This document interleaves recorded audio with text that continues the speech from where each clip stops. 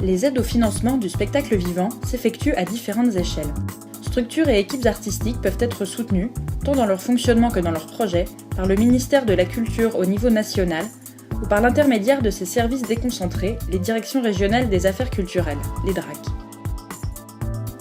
Au niveau local, les collectivités territoriales, régions, départements et municipalités jouent un rôle essentiel. Le ministère subventionne directement certaines grandes structures, parisiennes pour la plupart. Les 5 théâtres nationaux et les compagnies qui leur sont rattachées, le théâtre de Chaillot, la Comédie Française, le théâtre de la Colline, le théâtre de l'Odéon et le théâtre national de Strasbourg. Elle finance aussi certaines formations professionnelles, comme le Conservatoire national supérieur d'art dramatique, l'école du théâtre de Strasbourg ou encore le Centre national des arts du cirque à Châlons-en-Champagne. Dans le cadre des politiques de déconcentration, la plupart des aides du ministère sont gérées par les DRAC. Ces dernières concourent à la mise en œuvre des orientations du ministère et s'articulent principalement autour de la diffusion et de la création. Elles accordent des subventions aux établissements labellisés, parmi lesquels les centres dramatiques nationaux, les centres dramatiques régionaux, les scènes nationales, les scènes de musiques actuelles, les centres nationaux de création musicale ou les pôles nationaux des arts du cirque. Ces subventions sont permanentes et dédiées au fonctionnement général des établissements. Les DRAC conventionnent aussi certaines structures pour une durée renouvelable de 3 ans. À la différence des scènes nationales, ces scènes conventionnées sont soutenues par l'État pour un projet artistique ou culturel spécifique, et ce dans toutes les disciplines du spectacle vivant. En 2012, on en comptait 104, parmi lesquels la Maison de la Poésie à Paris, le théâtre Antoine Vitesse d'Ivry ou le théâtre Jean Villard de Suresnes. Au niveau national interviennent également un certain nombre d'organismes liés au ministère de manière plus ou moins indépendante.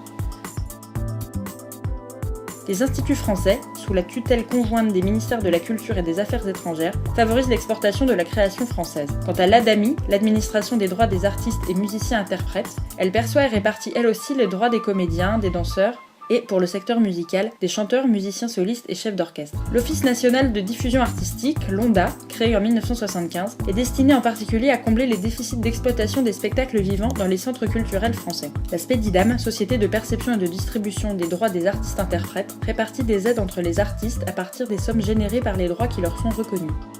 La SACEM, la Société des auteurs, compositeurs et éditeurs de musique, a pour mission essentielle de collecter et redistribuer les droits d'auteur en France. Pour le théâtre, il existe notamment les sociétés civiles de droits d'auteur comme la SACD, qui accompagnent financièrement les auteurs dans leurs projets d'écriture et de conception, mais aussi des festivals et des théâtres publics et privés, favorisant les jeunes créateurs. L'Association pour le soutien du théâtre privé, fondée en 1964, gère un fonds de soutien alimentant la création théâtrale et la production de spectacles d'art dramatique, lyrique et chorégraphique. Enfin, pour le secteur musical, on trouve aussi le Centre national de la chanson, des variétés et du jazz, le CNV, qui soutient les entreprises de production et de diffusion. Les collectivités territoriales ont toujours été des acteurs majeurs dans le champ culturel. Au fil des politiques de décentralisation, leur poids s'est renforcé et elles assurent aujourd'hui 2/3 des financements du spectacle vivant. Elles sont souvent les premières aides dont bénéficient les porteurs de projets. Il existe en effet de nombreuses possibilités au niveau municipal, intercommunal, départemental ou régional. Chaque collectivité dispose en principe d'un élu chargé de la culture, d'un service culturel et de moyens prévus à cet effet.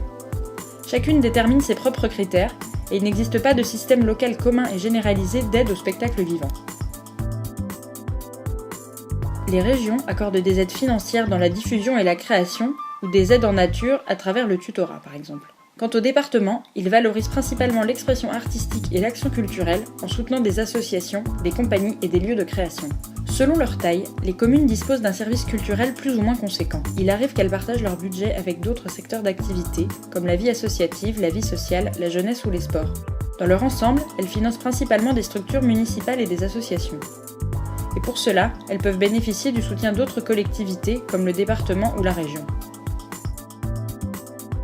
Depuis 2002, ces différentes collectivités ont la possibilité de coopérer les unes avec les autres et ou avec l'État, dans le but de soutenir un établissement porteur d'un projet culturel ancré sur un territoire donné.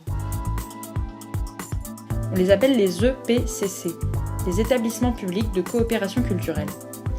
Aujourd'hui, près de 100 structures bénéficient de ces financements mutualisés, parmi lesquels le 104, la Ferme du Buisson ou l'Opéra de Lille.